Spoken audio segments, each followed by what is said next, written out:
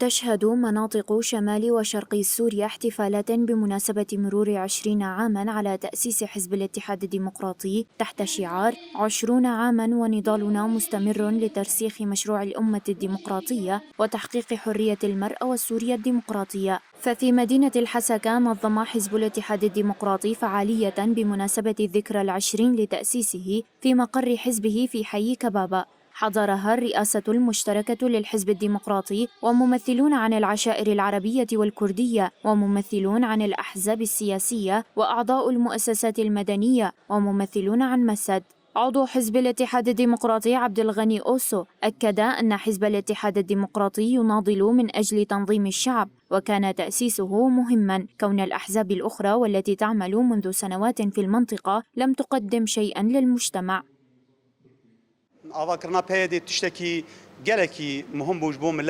تأسيس حزب الاتحاد الديمقراطي قبل 20 عاما كان مهما وتحتاجه المنطقة، لأنه كان هناك الكثير من الأحزاب الموجودة والتي تعمل منذ سنوات طويلة، لكن لم يقدموا شيئا للمجتمع ولم يستطيعوا تقديم أي خدمة للمنطقة ولم يتمكنوا من أداء واجباتهم بالشكل المطلوب.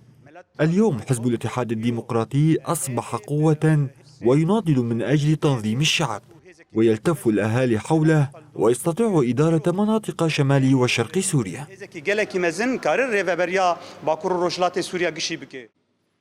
من جهتها قالت آهين علي عضوة مجلس المرأة في حزب الاتحاد الديمقراطي إن الحزب ركز دائما على مبدأ أخوة الشعوب ومشروع الأمة الديمقراطية. نبارك الذكرى العشرين لاستذكار الحزب الاتحاد الديمقراطي بيادي، حزبنا الذي دائما ركز على ترسيخ مبدأ أخوة الشعوب مشروع الأمة الديمقراطية المتمثل اليوم بالإدارة الذاتية الديمقراطية.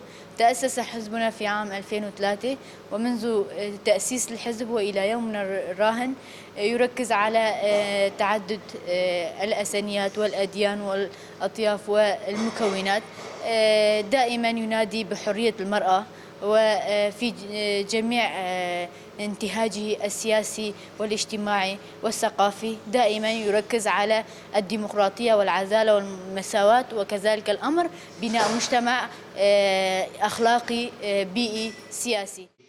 وتخللت الفعالية التي نظمها حزب الاتحاد الديمقراطي في الحسكة العديد من الكلمات المشيدة بدور الحزب الثابت على الصعيد الداخلي والكردستاني ومساعيه نحو حل الأزمة السورية وتنظيم المجتمع وترسيخ مبدأ أخوة الشعوب ومفهوم الأمة الديمقراطية، كما تم عرض سينفزيون عن تاريخ حزب الاتحاد الديمقراطي وأعماله طيلة عقدين من الزمن.